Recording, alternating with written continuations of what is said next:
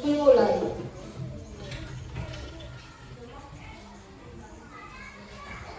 Doa selesai.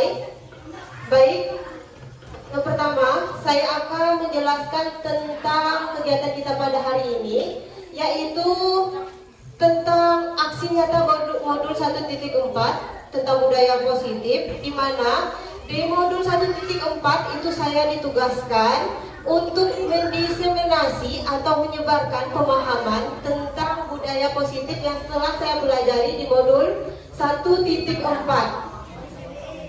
Yang kedua,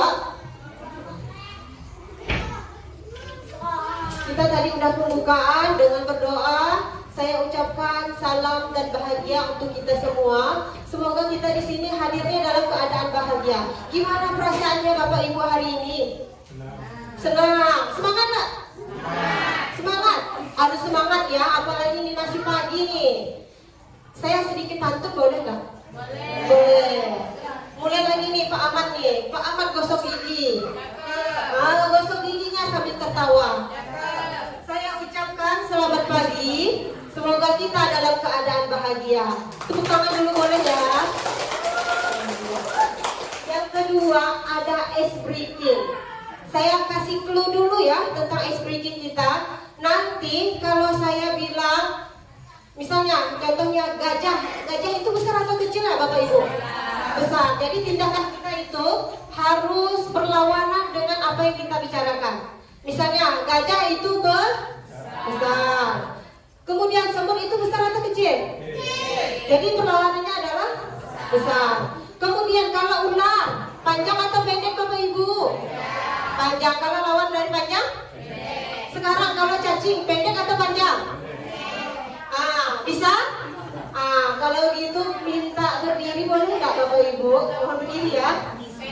Biar kita semangat nih, kayaknya ngantuk. Siap? Siap nggak? Sekarang saya bilang gajah itu besar. Gajah itu kecil. Ya, berlawanan ya. Semut itu besar. Ayo, semut itu besar atau kecil? Tadi clue-nya apa? Berlawanan sama tindakan kita. Ular itu panjang. Ayo Bapak Ibu konsentrasi ya. Ular itu panjang. Cacing itu pendek. Cacing itu pendek. Ular itu panjang. Gajah itu besar. Iya, terima kasih. Jadi kenapa tadi saya ice breaking yang pertamanya itu tentang panjang pendek? Karena berkaitan dengan ice breaking kita yang berikutnya. Siap ya Bapak Ibu? Masih berdiri Bapak Ibu, biar kita semangat. Mau goyang nggak? Boleh ya, goyang ya. Goyang di atas atau goyang di bawah nih tangannya? Atas bawah, boleh Bu. Siap ya?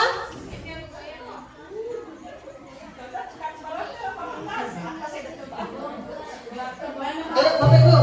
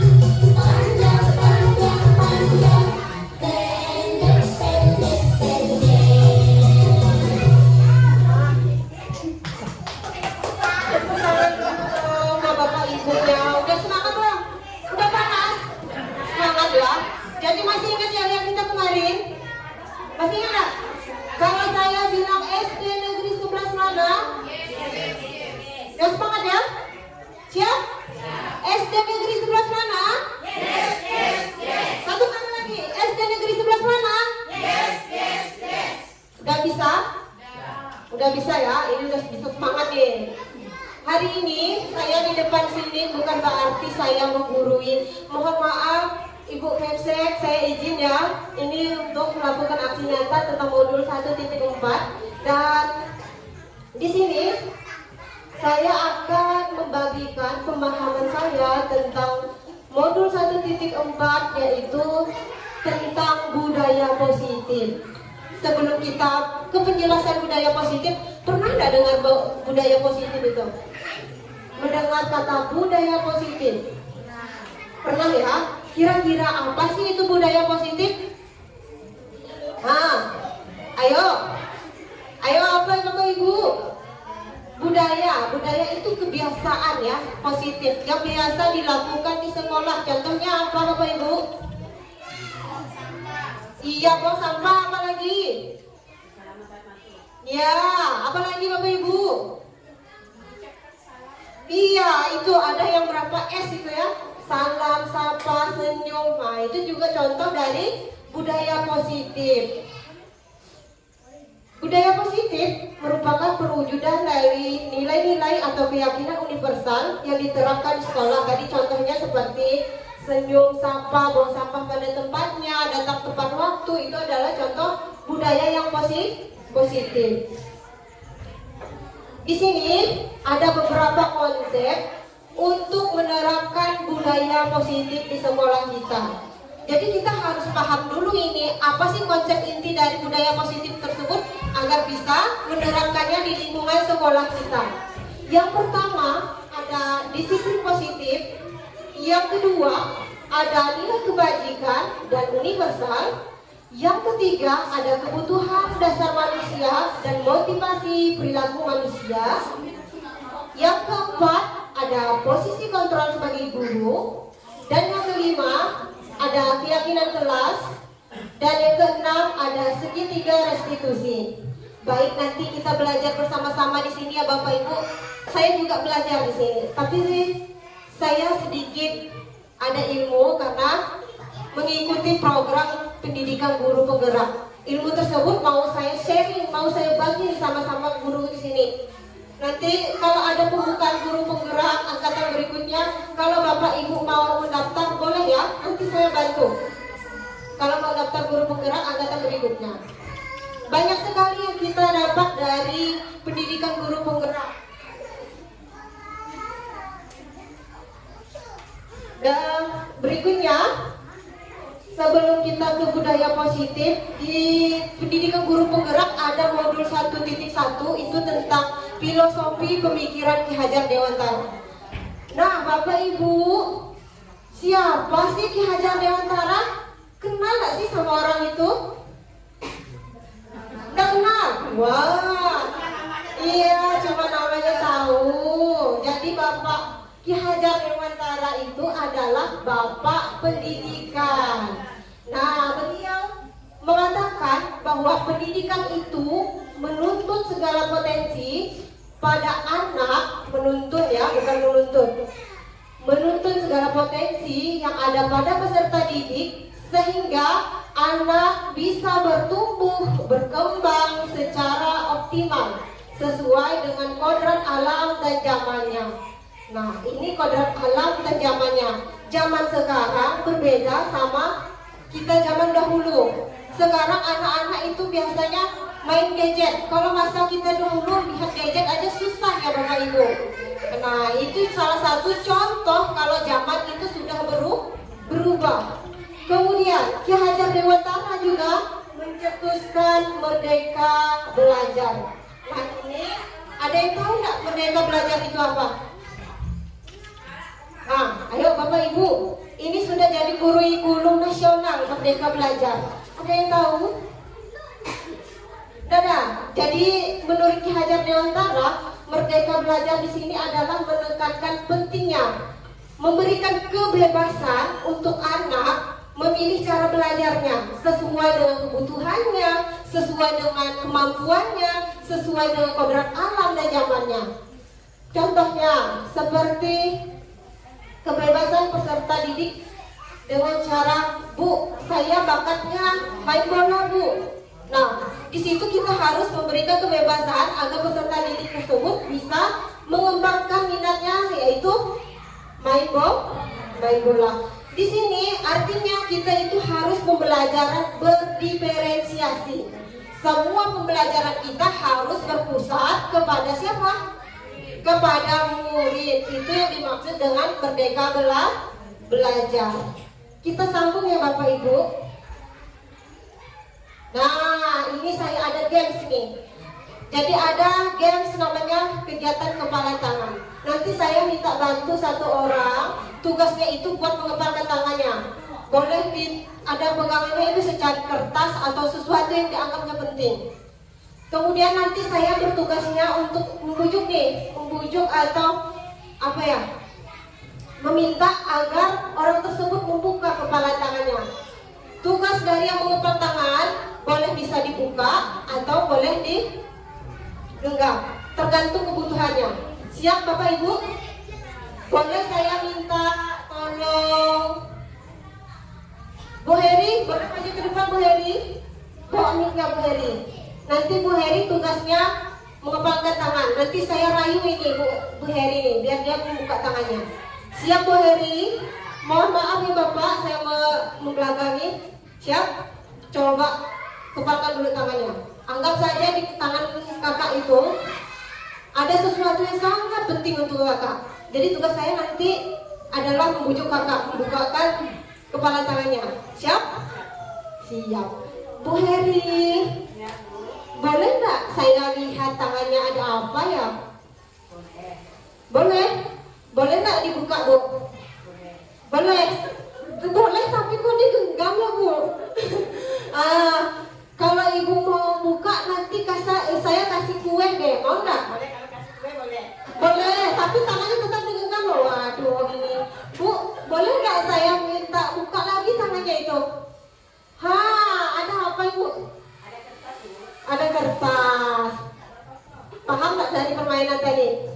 Silakan duduk Bu. Paham nggak? Jadi permainan tadi mengasah kita tentang teori kontrol. Tahu nggak teori kontrol? Jadi di sini kan kita mengepalkan tangan. Tadi ada yang tugasnya merayu ya. Mau dibuka atau dikepal tangannya itu tergantung kontrol diri kita sendiri. Tidak ada orang lain yang bisa mengontrol kita sendiri selain kita sendiri. Jadi kontrol yang terbaik yaitu adalah kontrol kita sendiri. Tadi saya minta buka Bu, boleh dengan kue. Tadi saya rayu-rayu lagi ibunya. Tapi mudah sekali ya merayu Bu. Boleh kalau suami kue nanti saya buka. Nah, itu tandanya berarti Bu Heri tersebut memiliki kontrol terhadap dirinya sendiri untuk membuka dan mengepalkan tangannya. Next ya. Nah, ini perubahan paradigma teori kontrol atau teori pilihan. Di sini ada beberapa ilusi tentang guru mengontrol murid. Nah, kira-kira guru mengontrol murid. Kalau tadi kan saya bilang seseorang itu yang bisa mengontrol dirinya adalah diri mengontrol anak-anak kita, Bapak Ibu? Bisa atau tidak? Bisa. Bisa kalau anak tersebut merelakan dirinya untuk dikontrol. Tetapi kalau dia tidak merelakan dirinya dikontrol, maka kita tidak bisa memaksa murid untuk dikontrol oleh guru. Makanya tulisannya di situ ilusi. Yang kedua, bahwa semua penguatan positif efektif dan bermanfaat itu juga ilusi. Yang ketiga, bahwa kritik dan membuat orang merasa bersalah dapat menguatkan karakter. Ini pernah nggak kita temukan? Ada ya orang itu yang tidak mau dikritik. Ada orang yang tidak mau menerima masukan, arahan. Nah, apalagi kritikannya itu membuat seseorang merasa bersalah. Yang ada timbulnya itu adalah rasa tidaknya nyaman karena tadi dikritik, karena tidak mau dikritik dan kritikannya tersebut juga membuat seseorang merasa bersalah. Timbulnya adalah rasa tidaknya nyaman, dan itu juga sebuah ilusi. Jadi kita tidak bisa nih mengontrol orang harus mau dikritik, harus mau disalahkan. Itu termasuk juga ilusi. Kemudian orang dewasa, contohnya seperti kita guru-guru ini kan dewasa ya, memiliki hak untuk memaksa. Untuk memaksa apa? Contohnya kepada murid kita. Nanti rambutnya dipotong ya. Nah, itu kan contohnya memaksa. Ini konsepnya harus kita luruskan dulu. Ini sebenarnya miskonsepsi. Semua itu adalah ilusi. Tidak boleh sebenarnya, bukan tidak boleh ya, kita tidak bisa memaksa orang untuk mengontrol dirinya, tetapi dia harus mengontrol diri sendiri. Kan? Next, ada pertanyaan kira-kira Bapak Ibu? Tidak ada ya? Nah, udah paham nih. Nah, ini nih kalimat disiplin positif. Bapak Ibu pernah nggak dengar disiplin positif? Pernah nggak? Bu Juraida, pernah nggak dengar kata disiplin positif? Pernah. Kita kan sedikit-sedikit disiplin. Pernah dengar. Tapi apa sih itu disiplin? Ada yang tahu Bapak Ibu?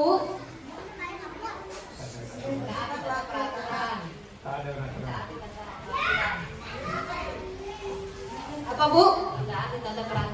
Nah, disiplin bisa dikaitkan dengan mentaati tata aturan. Siapa lagi yang mau berpendapat tadi? Bu Kepsek? Iya, ada apa Bu? Cek aja Bu. Sama nggak Ibu? Iya, berarti mentaati aturan tata tertib ya. Nah, iya, patuh, mematuhi dengan aturan. Terima kasih untuk jawabannya dari Bu Juraida sama Ibu Kepala Sekolah. Nah, di sini kita akan mengetahui apa sih makna disiplin. Jadi makna disiplin itu berasal dari bahasa Yunani, Latin, disiplina, yang artinya belajar. Disiplin juga mengacu pada disiplin diri yang memiliki tanggung jawab terhadap apa yang dilakukan berdasarkan nilai yang diyakini. Nah, kata disiplin ini, kalau kita mau orang lain disiplin, itu harus diri kita sendiri yang disiplin. Karena apa? Contohnya, kita mau anak-anak ini disiplin, datang tepat waktu. Bagaimana caranya? Kita harus memberi contoh. Contohnya apa? Kita harus datang lebih awal daripada murid. Mau disiplin orang lain, maka kita harus disiplin diri sendiri. Kemudian disiplin positif merupakan salah satu cara penerapan disiplin yang bertujuan untuk menumbuhkan kesadaran serta memberdayakan peserta didik tanpa imbalan penghargaan, ancaman atau hukuman. Nah, tadi contohnya anak datang tepat waktu ya. Nah, dia tepat waktu itu bukan berasal dari penghargaan atau contoh ya si Ajira datangnya cepat, hebat ya kamu ya, nanti ibu kasih penghargaan, bukan seperti itu. Tapi dia datang tepat waktu itu karena kesadaran diri sendiri. Kemudian sebagai pendidik, tujuan kita adalah menciptakan peserta didik yang memiliki disiplin. Nah, tadi kan kita mau murid kita disiplin, tapi kita sebagai guru harus disiplin dulu. Kemudian sehingga murid tersebut berperilaku mengacu pada nilai-nilai kebajikan universal.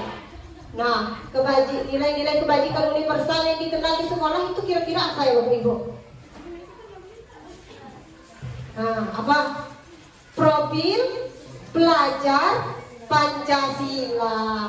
Nah, kemudian dia juga memiliki motivasi intrinsik, artinya dari dalam diri, bukan eksternal, bukan karena tadi penghargaan, bukan karena pujian, tapi karena kesadarannya sendiri. Dan perubahannya itu menuju ke arah yang lebih baik.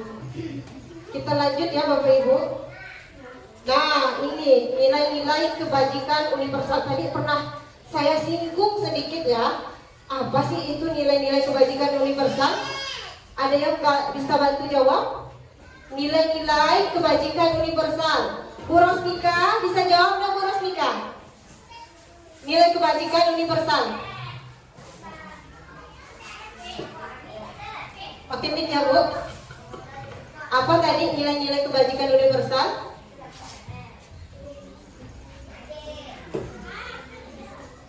Ya. Nilai kebajikan. Iya. Apa itu nilai kebajikan universal? Sesuatu yang ingin dicapai. Iya.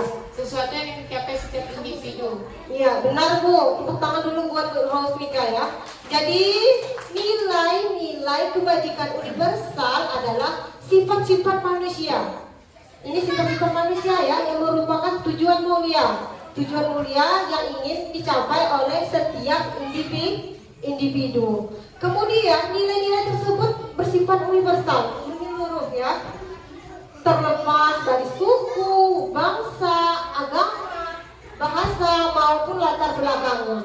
Kemudian dengan mengaitkan nilai kebajikan yang diyakini seseorang, maka diharapkannya timbul motivasi dari intrinsik, artinya dari dalam diri seseorang. Kemudian dengan timbulnya motivasi intrinsik tersebut akan terbangun nih menggerakkan motivasi dari dalam dapat mencapai tujuan mulia yang diinginkan. Nilai-nilai kebajikan yang ingin dicapai oleh setiap anak Indonesia yaitu tadi apa? Paham dan nilai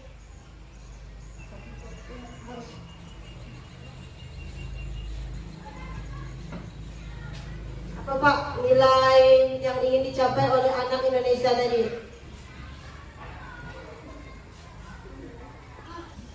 Apa Pak? Nilai? Ya, kita kenal dengan apa Bapak yang ingin dicapai oleh pelajar Indonesia? Indonesia yang sehat dan bermartabat. Iya, yang sehat dan bermartabat. Sehat artinya itu yang cerdas, berprestasi, atau bermartabat tadi bisa karakter ya Bapak. Nah Bapak Ibu mungkin ada yang ingin menambahkan jawaban dari Pak Hamdan. Apa sih nilai-nilai kebajikan yang ingin dicapai oleh setiap anak Indonesia? Boleh Bapak Ibu yang mau kasih pendapat? Bu Kepsek. Apa Bu? Nilai apa yang mau dicapai kita?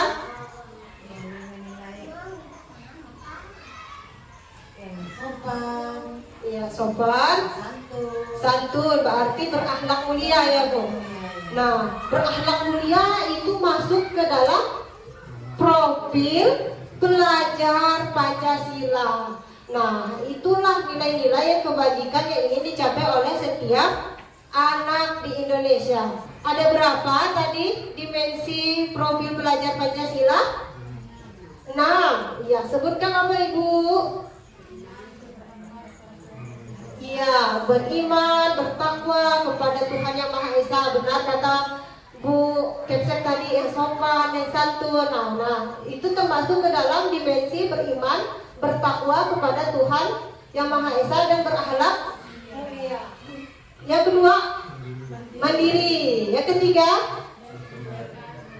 berkebinekaan global. Yang keempat, bergotong royong. Yang kelima, yang keenam, bernalar kritis.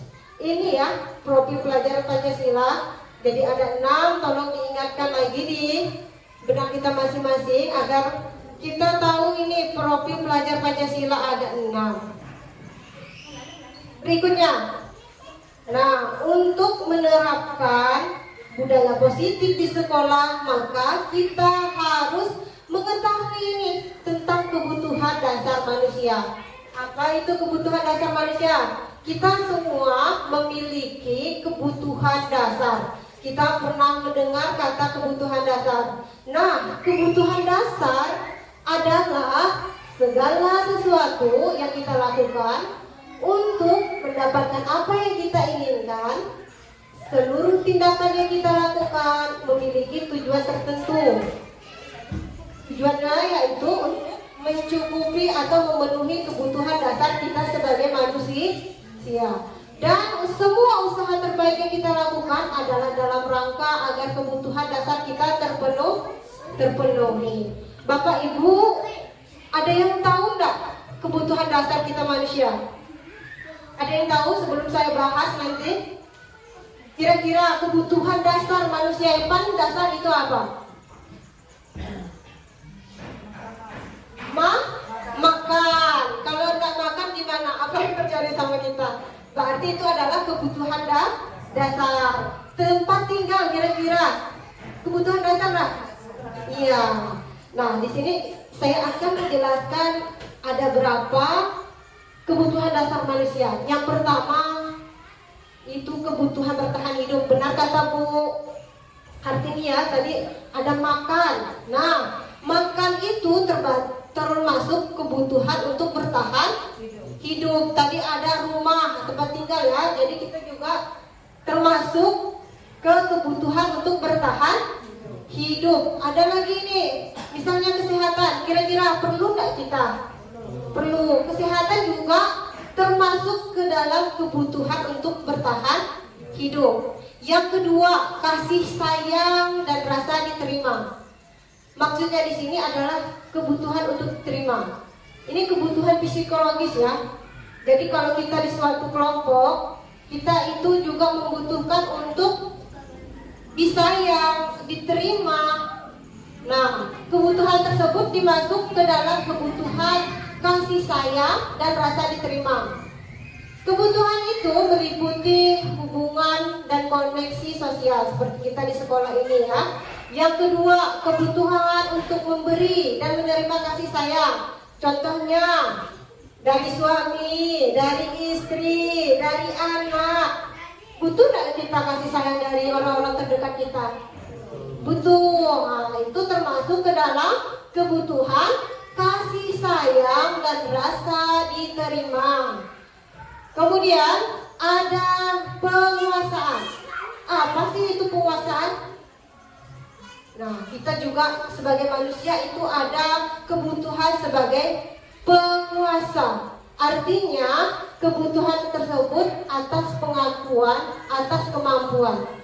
Kebutuhan ini berhubungan dengan kekuatan untuk mencapai sesuatu, menjadi kompeten, menjadi terampil, diakui atas prestasi dan keterampilan kita. Contohnya apa Bapak Ibu? Kalau di murid, nah kalau anak memiliki kebutuhan penguasaan, dia itu cenderung ingin jadi pemimpin. Pernah nggak lihat di anak-anak kita di sekolah? Pernah ya? Nah, itu juga termasuk kebutuhan dasar. Yang keempat ada kebebasan. Apa itu kebebasan Bapak Ibu? Ada yang tahu? Ada yang tahu nggak? Nah, kebebasan itu adalah kebutuhan akan pilihan, tidak tertekan ya. Contohnya tadi seperti Bu Hairi ya. Tadi ada pilihan membuka atau mengepang tangannya. Itu tergantung pilihannya sendiri. Kita tidak bisa nih memiliki kontrol. Bu Heri harus genggam terus ya tangannya, atau Bu Heri harus buka ya tangannya. Nah, itu contoh dari apa? Kebutuhan akan kebebasan atas pilihan kita sendiri. Kemudian yang terakhir yaitu adalah kebutuhan kesenangan. Bapak Ibu kira-kira butuh nggak kesenangan? Butuh. Kalau kita sedih, terus yang ada kita stres. Nah, ini kebutuhan kesenangan yaitu kebutuhan untuk merasa senang. Kebutuhan ini adalah untuk mencari kesenangan. Kalau Bapak Ibu untuk mencari kesenangannya bagaimana? Kalau saya, kesenangan saya itu bisa jalan sama suami saya, anak-anak saya, itu saya sudah senang walaupun keliling kompleks saja. Kalau Bapak Ibu, ada yang bisa kasih tahu? Belanja, iya benar, itu kodratnya wanita ya Bapak Ibu, belanja. Dengan belanja saya merasa senang nih, walaupun nanti pulang ke rumah, wah duitnya untuk apa ya tadi ya? Itu contoh dari kesenangan. Kalau dengan belanja tadi bisa tertawa, itu kan berarti kita senang. Walaupun ke rumah udah mikir ya, gimana uangnya tadi ya? Lanjut ya Bapak Ibu. Jadi berapa tadi kebutuhan dasar? Ada 5. Yang pertama adalah kebutuhan bertahan hidup. Yang kedua adalah kasih sayang dan rasa diterima. Yang ketiga ada penguasaan. Yang keempat ada kebebasan. Dan yang terakhir itu ada kesenangannya. Ya, Bapak Ibu, SD Negeri 11 mana? Yes. Lagi ya, SD Negeri 11 mana? Yes. Sepertinya mengantuk. Bapak Ibu, ayo kita konsentrasi lagi ya. Masih ingat gak tepuk waktu kemarin? Kalau saya bilang tepuk pagi, berapa kali tepuk tangannya? Ya. Tepuk siang 2 kali, tepuk sore 3 kali ya. Kalau saya bilang tepuk malam, gak bisa? Bisa ya? Berdiri dulu dong biar kita semangat. Tadi ngantuk kayaknya nih. Siap? Lihat dulu. SD Negeri 11 mana? Yes. Tepuk malam. Ayo. Gak apa ya, baru pertama konsentrasi ya. Tepuk pagi, tepuk siang, tepuk sore, tepuk malam, tepuk sore, tepuk siang, tepuk pagi. Nah, terima kasih Bapak Ibu. Dah ya, bisa konsentrasi lagi ya. Lanjut. Nah, seseorang berperilaku itu memiliki motivasi. Kita harus juga memahami ini tentang motivasi perilaku manusia. Jadi manusia itu ada yang berperilaku karena untuk menghindari ketidaknyamanan. Contohnya, ibu datang tepat waktu ya, takut kena teguran. Berarti itu karena tidak nyaman dengan atasannya. Atau ibu belajarnya harus lama-lama ya di kelas, ibu hebat deh. Nah, seperti itu. Kira-kira itu karena apa? Karena pujian. Dari yang saya sebutkan tadi itu merupakan faktor dari intrinsik atau eksternal. Eksternal. Kalau intrinsik berarti dari diri kita sendiri. Kalau dari luar tadi kan contohnya karena takut nih kena tegur atasan, atau takut nih karena apa? Dapat pujian. Berarti itu termasuk eksternal. Kedua, untuk mendapatkan imbalan atau penghargaan dari orang lain. Nah, contohnya tadi, aduh, si Reva dapat juara 1, hebat ya, nanti saya kasih buku 1 lusin. Nah, itu contoh juga kita berperilaku hebat tersebut, dapat juara tersebut karena apa? Karena mengharapkan penghargaan atau imbalan. Sebenarnya penghargaan itu bagus ya, tetapi tidak boleh berlebihan. Berlebihan tersebut bisa membuat seorang anak itu tidak mau berkembang lagi nih. Dia merasa puas karena tadi udah dapat juara 1, udah dapat ujian, udah dapat buku. Jadi dia malas nih buat belajar lagi. Nah, itu posisi negatifnya. Kalau posisi positifnya, karena mendapatkan penghargaan, tadi dia merasa hebat. Berikutnya ada yang ketiga, untuk menjadi orang yang mereka inginkan dan menghargai diri sendiri dengan nilai-nilai yang mereka percaya. Nah, faktor internal inilah yang mau kita kembangkan, yang mau kita munculkan dari siswa kita. Bagaimana nih kita menjadikan anak-anak murid kita itu sesuai yang mereka inginkan, menghargai dirinya sendiri dengan nilai-nilai yang mereka percayai. Ini tugas kita sebagai guru. Bagaimana cara memunculkannya? Bapak Ibu ada yang tahu bagaimana cara memunculkan biar anak itu bisa menjadi mereka yang inginkan, kemudian bisa menghargai dirinya sendiri dengan nilai-nilai yang mereka percaya, yaitu dengan pendidikan bertanggung jawab diri dulu terhadap dirinya sendiri. Maka muncul nih faktor intrinsik dari dirinya sendiri. Berikutnya ya, pernah dengar kata hukuman, konsekuensi, dan restitusi nggak Bapak Ibu? Pernah. Kira-kira ini yang pertama dulu, hukuman sama konsekuensi. Ada perbedaan atau sama? Ada ya Ibu, benar Bu. Jadi konsekuensi. Yang pertama Bu, tulisannya juga beda Bu. Benar ya, tulisannya beda, hukuman dan konsekuensi. Jadi di sini hukuman itu bersifat tidak terencana atau tiba-tiba. Contohnya ya, si Ezra itu datangnya terlambat. Kamu harus keliling lapangan sebanyak 10 kali putaran. Itu kan secara tiba-tiba. Itu yang contohnya hukuman. Kemudian tadi Ezra kan tidak tahu apa-apa ini, tiba-tiba langsung disuruh keliling lapangan. Itu juga termasuk dari sifat hukuman. Kemudian hukuman tersebut bersifat satu arah. Satu arahnya tadi dari kita guru. Sementara Ezra tadi tidak memiliki pilihan nih mau apa dia. Kemudian murid hanya menerima suatu hukuman tanpa melalui suatu kesepakatan atau pengarahan dari bapak guru atau ibu guru, baik sebelum atau sesudahnya. Jadi karena Ezra tadi datang terlambat, dia harus keliling lapangan. Dia tak bisa nih kasih masukan atau kesepakatan dengan gurunya. Itu adalah contoh dari hukuman. Yang kedua, konsekuensi. Nah, konsekuensi ini bersifat terencana atau sudah disepakati. Contohnya ya, kalau kamu tidak mengerjakan PR sebanyak 3 kali, nanti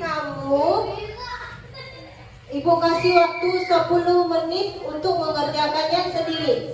Itu contoh dari konsekuensi. Dia tahu nih, muridnya tahu kalau dia tidak mengerjakan PR sebanyak 3 kali, nanti dia disuruh mengerjakannya dalam waktu 10 menit. Berbeda tadi kalau dengan hukuman, dia tidak memiliki pilihan, langsung diterima tadi.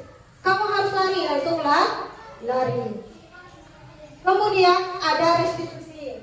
Nah, ini restitusi ini adalah hal yang paling baik ya, dari tanpa menerapkannya hukuman, konsekuensi. Restitusi ini berarah ke sukses, berubah dari posisi gagal ke arah disiplin.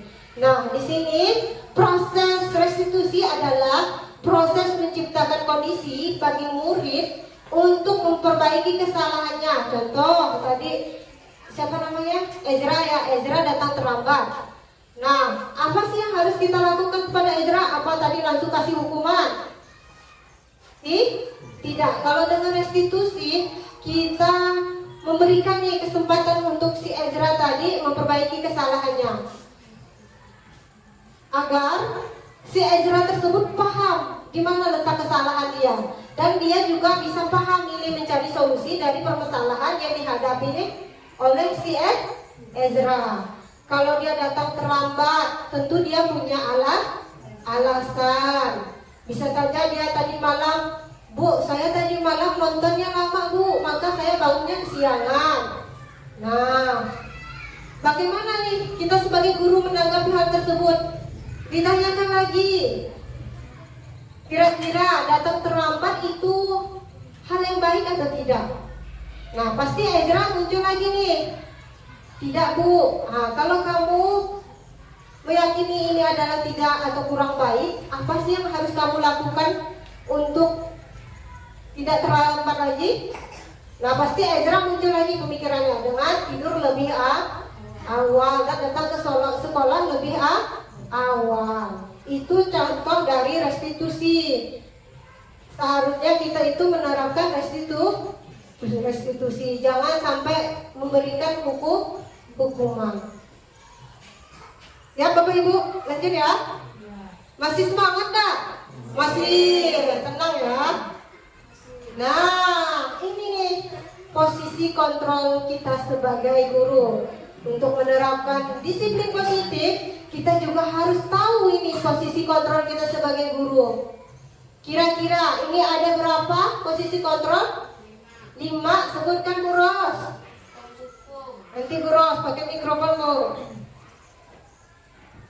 Ya Bu, sebutkan Bu. Yang pertama penghukum, yang kedua pembuat, yang ketiga teman, yang keempat pemantau, yang kelima manajer. Iya, terima kasih Bu Rosika. Tepuk tangan dulu dong, biar semangat ya.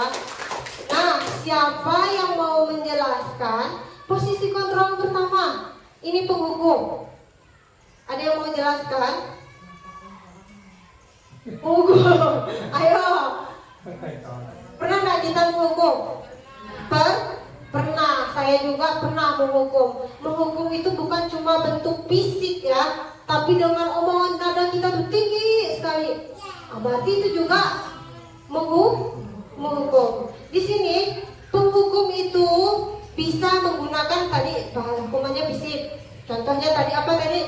Keliling lapangan, itu kan fisik. Kemudian maupun verbal. Contohnya nadanya tinggi nih.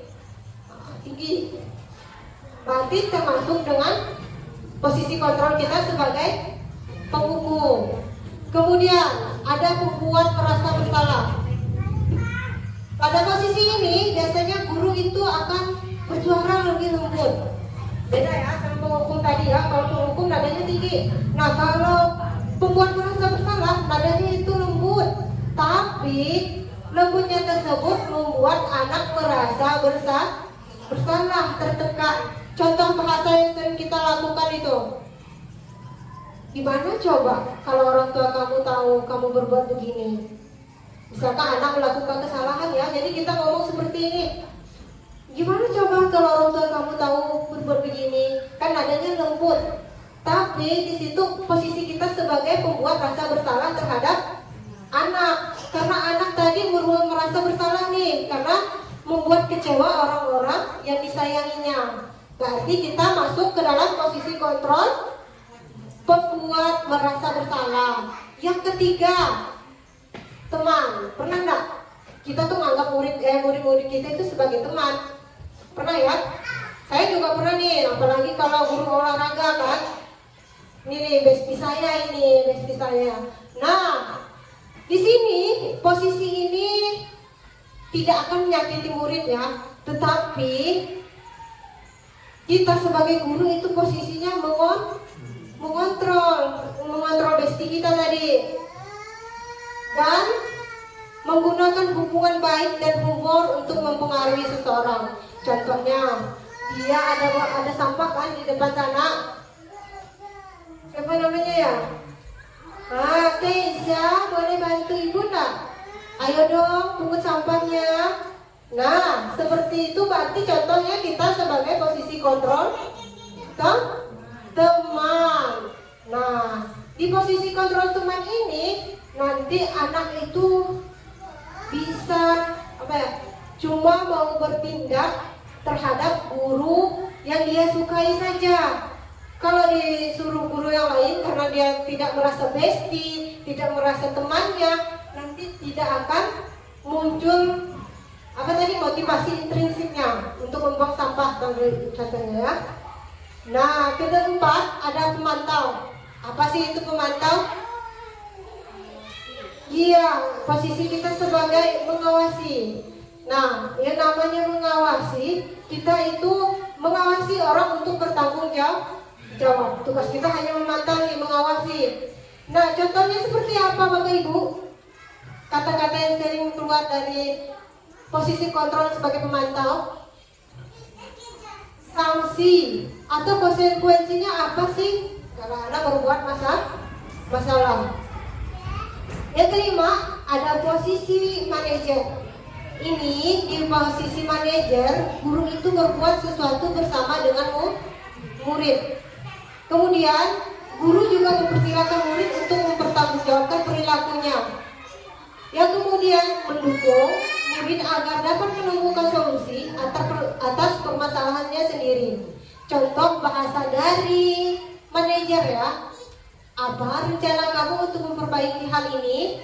Nah, kalau kita menanyakan hal tersebut kepada siswa, berarti kita sudah memiliki posisi kontrol sebagai manajer. Kira-kira Bapak Ibu dari 5 posisi kontrol sebagai seorang guru, kira-kira mana yang bagus untuk kita terapkan? Dari 5 ya. Yang pertama tadi ada penghukum, yang kedua ada pembuat merasa bersalah, yang ketiga ada teman, yang keempat ada pemantau, yang kelima adalah manajer. Nah, Bapak Ibu guru, dari 5 posisi kontrol ini kita harus menempatkan diri kita sebagai manajer. Karena apa? Karena di situ kita membentuk karakter anak agar anak tersebut bisa bertanggung jawab terhadap perilakunya tersebut, dan anak tersebut juga bisa mandiri. Dia juga bisa menemukan solusi terhadap permasalahan yang dilakukannya.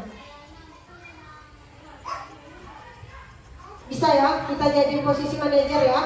Ubah nih paradigma kita dari penghukum, membuat merasa bersalah, dari teman, pemantau, harus memposisikan diri kita sebagai manajer. Yang berikutnya, nah ini ada contoh kata atau kalimat yang sering digunakan dalam posisi kontrol. Contohnya, apa rencanamu untuk memperbaiki masalah ini? Kira-kira posisi kontrol apakah yang dia gunakan? Apa Bu Heri? Ayo Bu Heri, boleh pakai mic. Manajer, benar Bu Heri, tepuk tangan dulu buat Bu Heri. Nah, tadi kan apa sih rencana kamu untuk memperbaiki masalah ini?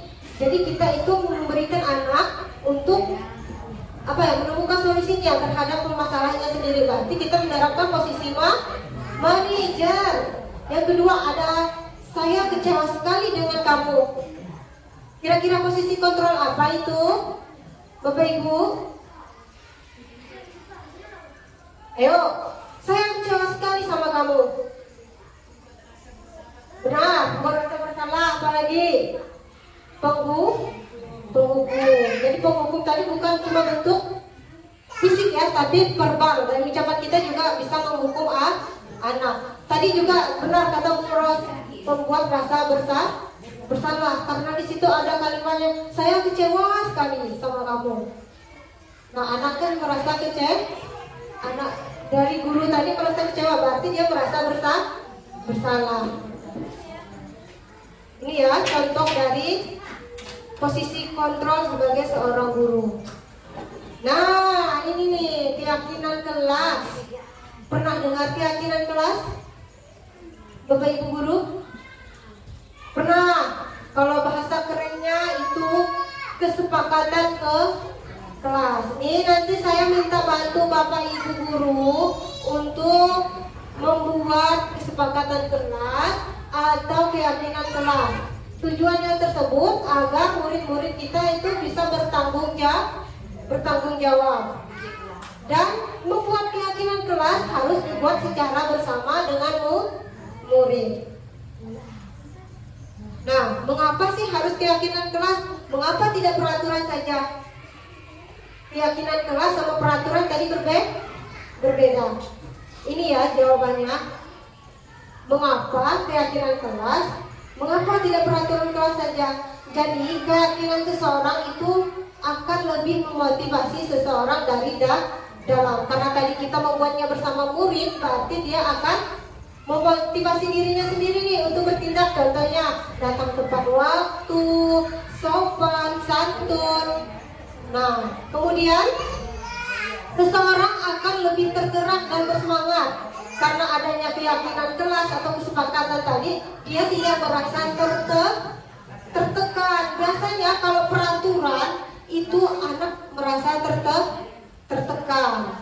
Itulah makanya harus keyakinan kelas, bukan peraturan kelas. Nah, kalau Bapak Ibu guru dihadapkan sama peserta didik yang bermasalah, contoh ini ya, datang terlambat tadi, itu masalah nggak kira-kira? Masalah. Bagaimana cara kita menyikapi masalah tersebut? Dengan menggunakan segitiga restitusi. Yang pertama, pengertiannya dulu ya, apa sih segitiga restitusi? Di situ segitiga restitusi yaitu suatu proses dialog yang dijalankan oleh guru agar dapat menghasilkan murid yang mandiri dan bertanggung jawab. Mandiri di sini artinya kalau dia membuat masalah, dia menemukan solusi terhadap masalahnya. Bertanggung jawab, dia memperbaiki kesalahannya. Itu contoh dari tanggung jawab. Ada 3 ya. Yang pertama apa Bapak Ibu? Yang paling bawah, menstabilkan integritas. Jadi kalau kita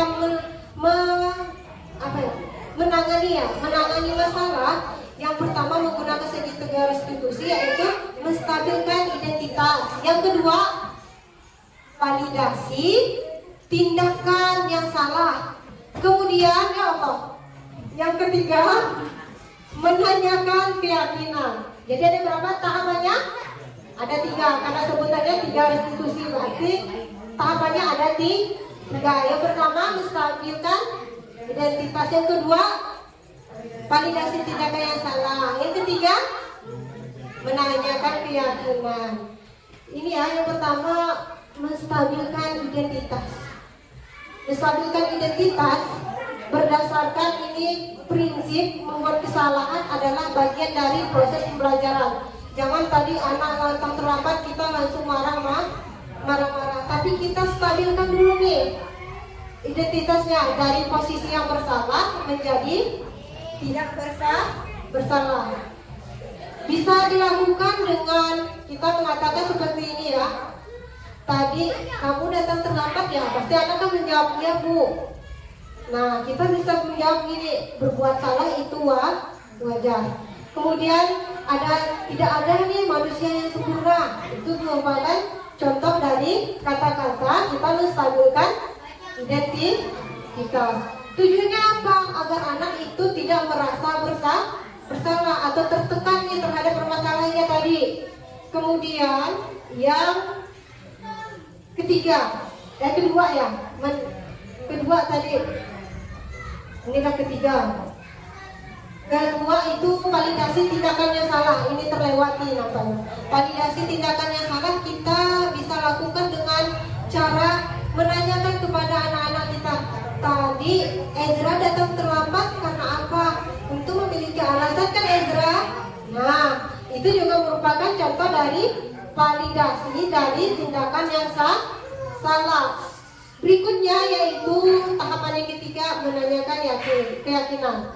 Berdasarkan prinsip teori kontrol bahwa pada dasarnya kita termotivasi secara intrinsik, artinya dari dalam diri kita sendiri. Untuk menanyakan keyakinan, kita bisa membuat kata-kata seperti ini. Apa sih keyakinan kelas kita tadi? Nah, makanya tadi saya minta tolong Bapak Ibu buat dulu kesepakatan atau keyakinan kelas di masing-masing kelas ya. Kemudian keyakinan kelas tersebut ditempel agar anak-anak tersebut melihat dan bisa melaksanakan dengan penuh rasa tanggung jawab. Kalimat keyakinan keras itu tidak harus panjang-panjang ya Bapak Ibu, yang penting mudah diingat. Kemudian kita juga bisa nih menanyakan keyakinan dengan berkata seperti ini. Kamu ingin menjadi orang yang seperti apa? Nah, nanti anak itu jawab, saya ingin jadi seperti ini Bu, seperti ini. Berarti kita juga sudah melaksanakan tahapan ketiga, yaitu menanyakan keyakinan. Sebelum saya ke kesimpulan, saya ada sedikit video. Kemarin saya pernah melaksanakan tahapan restitusi bersama murid saya yang hebat, yaitu Sapana. Di sini ada saya contohkan tahapan restitusi ya. Semoga kita semua bisa menjalani tahapan restitusi tersebut.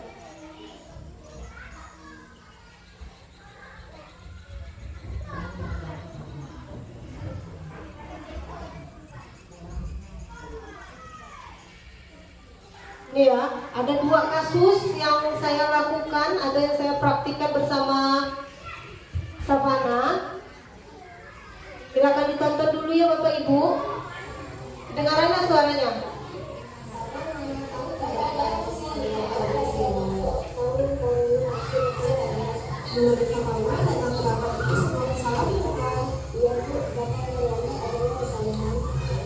Ibu juga pernah melakukan kesalahan seperti itu ketika ketaatan menyelesaikan kesalahan ini secara bersama.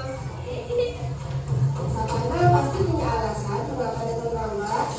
Jadi memang saya mengasihkan jadi saya memang beraktivitas, tapi jika mengikuti satu sama-sama, kita akan memberikan kita sendiri. Sapana masih ingat keyakinan kelas yang kita buat. Coba sebutkan. Nah, Sapana tahu apa keyakinan kelas yang kita lakukan? Apa yang akan Sapana lakukan supaya bisa melaksanakan keyakinan kelas dengan baik?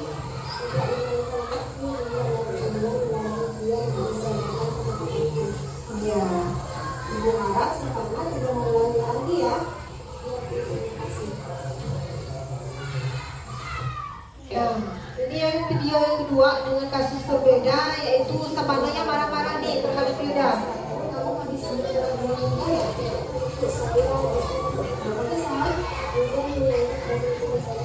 Oh, begitu. Bagaimana kalau Sapana marah? Yaitu posisi Sapana itu juga akan melakukan bersama.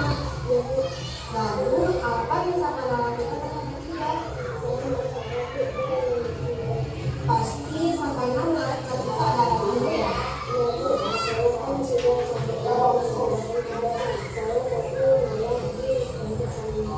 Bagaimana kalau Sapana merasa marah karena Sapana tidak ada tugasnya mencontek? Itu menghargai tindakan Sapana yang tidak berbuat lebih buruk daripada itu, misalnya memukul. Sekarang coba Sapana pikirkan tindakan Sapana yang marah-marah mendekati juga, apakah sudah sesuai dengan keyakinan kelas kita? Terus menurut Sapana keyakinan kelas apa yang sudah dilanggar? Terus apa yang dilakukan Sapana ketika sedang marah-marah? Sapana bersedia tidak memperbaiki kesalahan ini. Nah, apa yang dilakukan untuk memperbaiki masalah ini?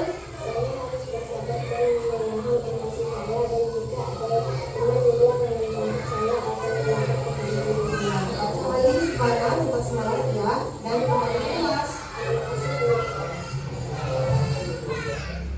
Nah, itu ya Bapak Ibu contoh penerapan restitusi. Yang pertama, tahapan yang pertama apa yang kita lakukan tadi Bapak Ibu? Menstabilkan identitas. Dengan cara apa? Tadi saya ada menanyakan dengan Sapana. Tadi Ibu dengar dari ketua kelas, Sapana marah-marah ya sama Yuda. Nah, itu contoh dari kita menstabilkan identitas. Nanti Sapana juga jawab nih, ya Bu, tadi saya marah-marah sama Yuda karena apa? Dia nanti juga menjawab alasannya karena apa. Contohnya seperti itu ya, menstabilkan identitas dari perilaku yang salah ke menuju sukses. Yang kedua ada validasi tindakan yang salah. Contohnya dengan apa Bapak Ibu? Menanyakan seperti apa saya tadi?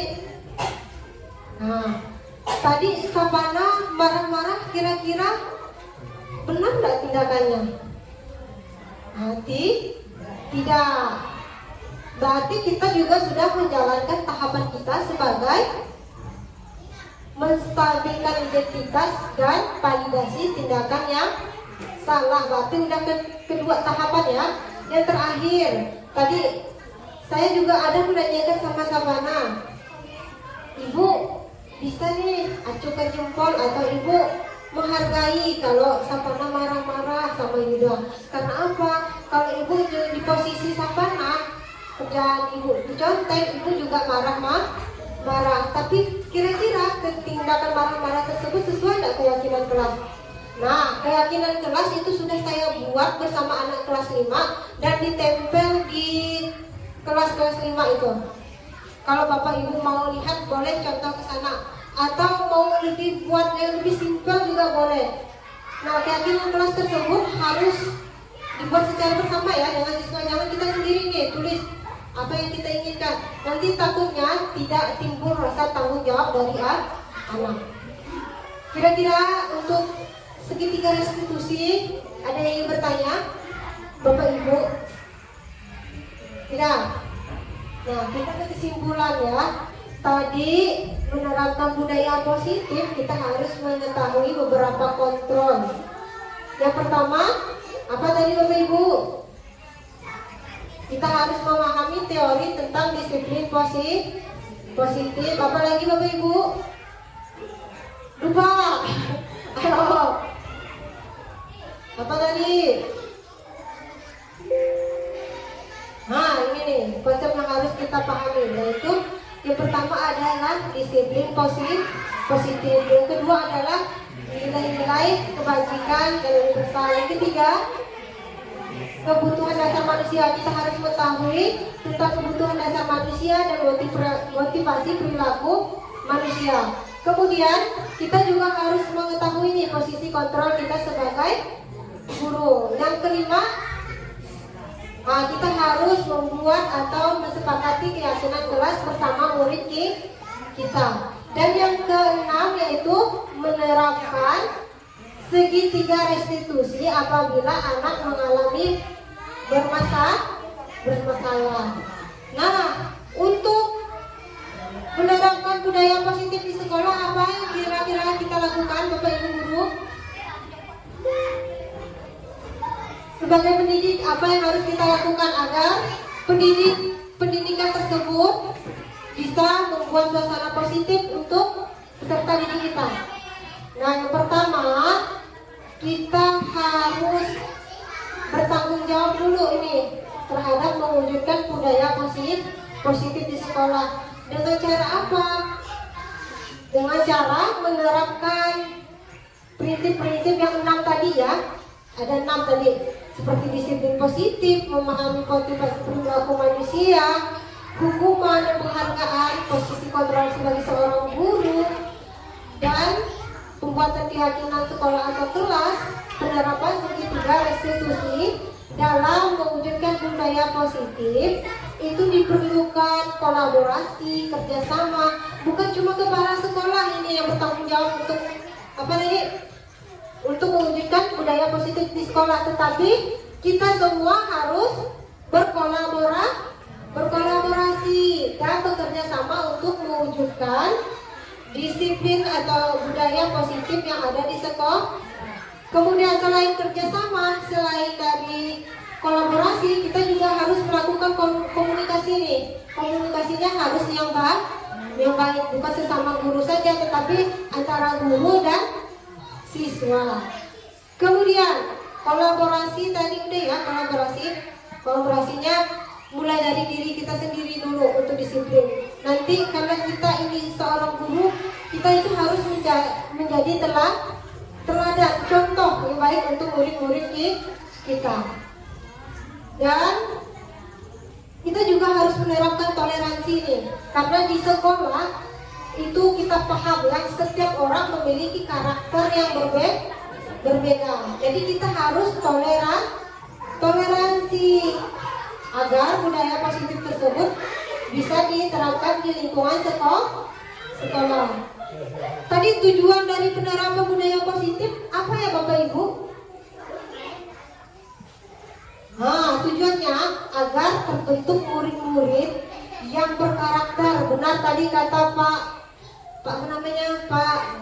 Hamdan, yang apa tadi Bapak? Yang sopan ya Pak, yang santun. Nah, itu termasuk berkarakter sesuai dengan profil pelajar Pancasila. Ini menurut standar pendidikan nasional.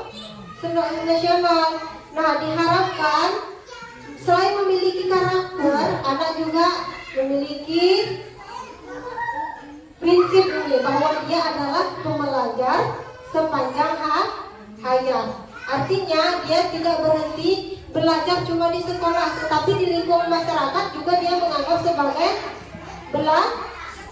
bagian dari belajar. Sampai di sini paham Bapak Ibu? Paham Bapak Ibu? Nah, mari ya kita bersama-sama untuk menerapkan budaya positif di lingkungan sekolah kita. Dengan cara apa tadi? Dengan kerjasama, toleransi dan kolaborasi. Sampai di sini, terima kasih Bapak Ibu guru yang sudah hadir dalam kegiatan aksi nyata saya di modul 1.4 ini. Mohon maaf jika dalam penyampaian materi atau pemahaman saya belum dianggap benar atau belum sesuai ekspektasi. Di sini saya juga belajar, saya ucapkan terima kasih. Jika ada pertanyaan, nanti kita bahas lagi di kompel kita pada hari Sabtu ya. Tapi Sabtu karena kita libur, jadi kompelnya Sabtu depan. Untuk hari ini sampai di sini dulu karena tadi kita dimulai dengan berdoa. Untuk menutup kegiatan kita pada hari ini, kita juga diakhiri dengan doa.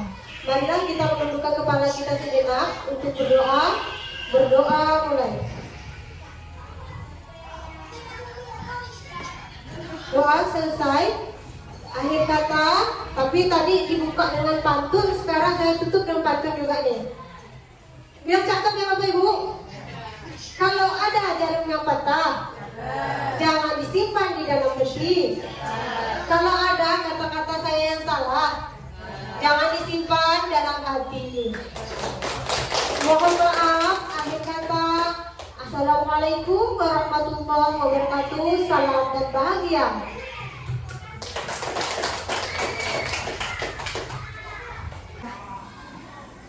Assalamualaikum warahmatullahi wabarakatuh. Waalaikumsalam warahmatullahi wabarakatuh. Gimana Bapak ini? Sehat. Ada yang sakit? Tidak. Boleh satu orang pimpin doa ke depan? Boleh, dan bisa ke depan. Oke teman-teman, sudah kita datang lagi ke depan.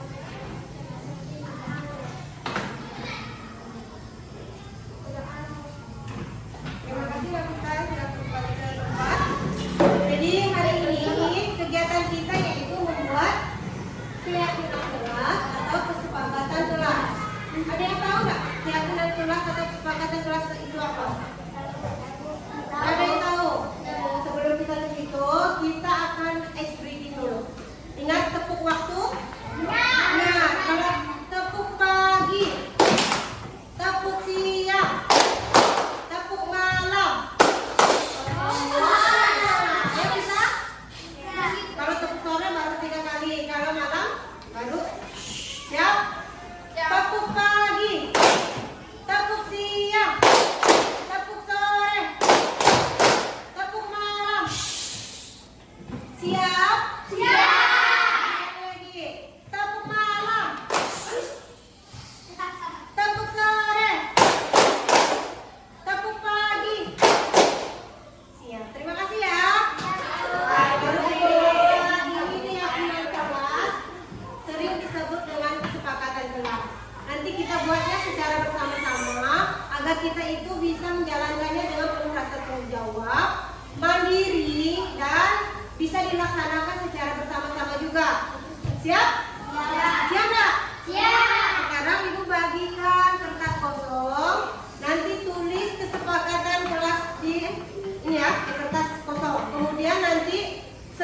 tulis, nanti ibu arahkan untuk menerima di sini ya, bisa? Bisa. Dibagikan dulu satu orang satu kertas. Aku bikin pas gigi.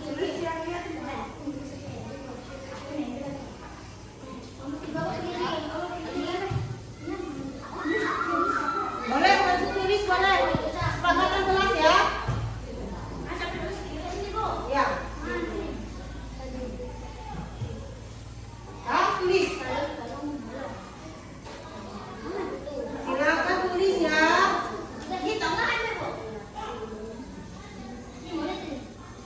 Ditulis di tengahnya. Ada yang belum dapat kertas? Boleh, samping juga boleh. Pokoknya ditulis di kertas kosongnya. Udah? Silakan. Tak bisa ambilkan dulu ya. Tempel di bawah.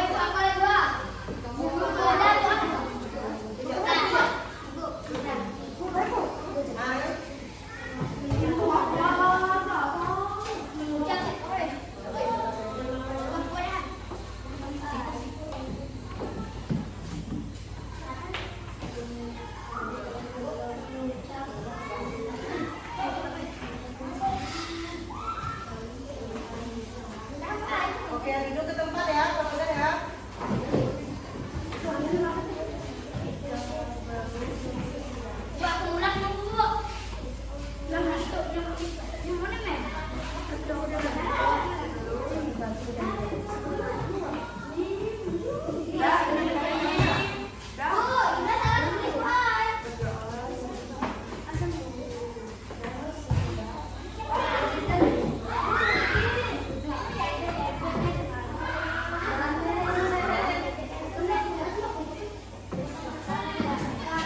Udah ya, kalau udah duduk ke tempat masing-masing.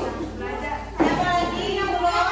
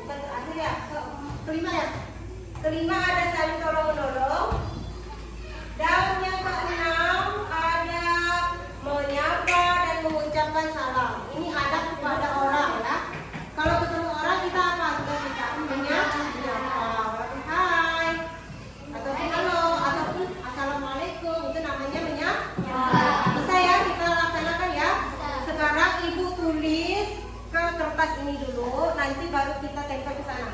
Bisa ya?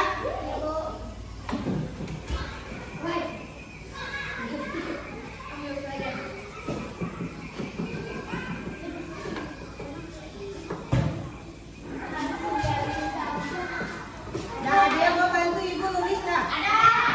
Atau mau bantu ibu nempel? Tunjuk satu-satu ya. Hadir tepat waktu. Hadir tepat waktu. Boleh.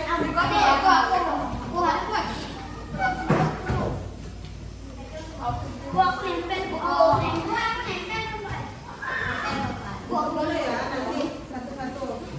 Tempelnya di sini.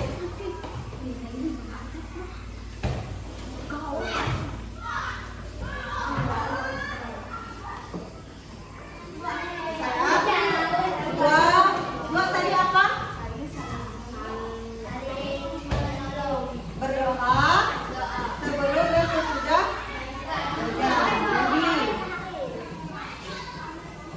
mandi. Tempel di depan. Tiga ya.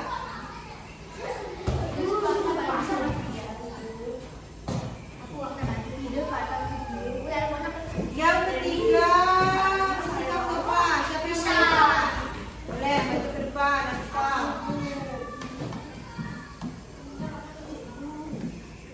Tempelkan dekat sini ya.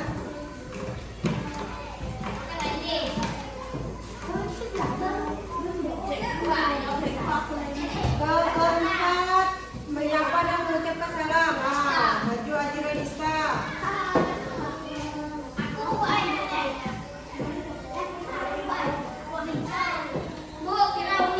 Saling menghormati.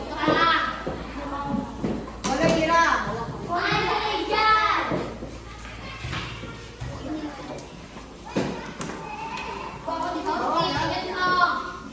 Bawa.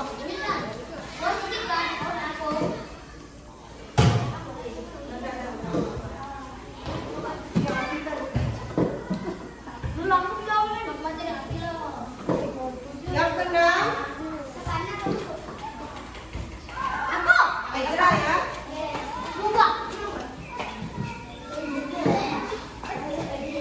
Ayo Ezra.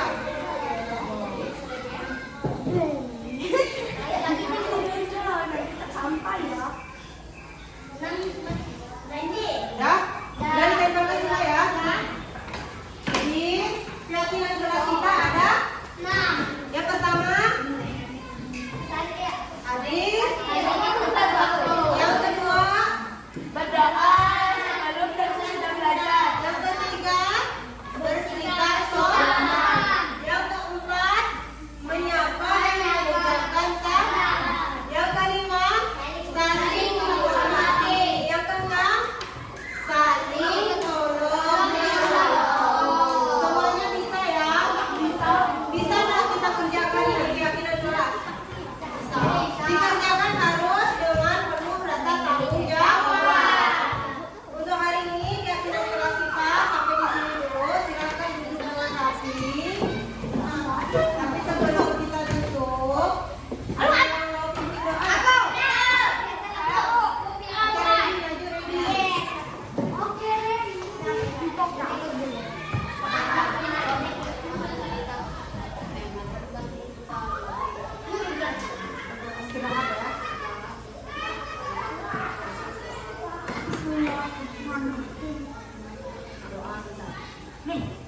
Silakan kembali ke tempat.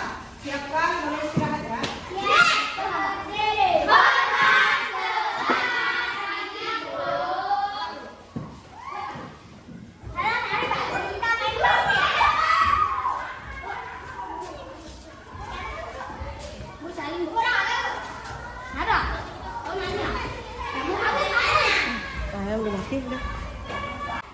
Gira, gimana perasaannya membuat keyakinan kelas? Senang Keyakinan kelas untuk apa? untuk saya lebih bertanggung jawab. Oke, terima kasih. Iya. Gimana perasaan Randy membuat keyakinan kelas? Penuh semangat Keyakinan kelas untuk apa? untuk membuat saya lebih mandiri. Terima kasih Randy. Sama-sama.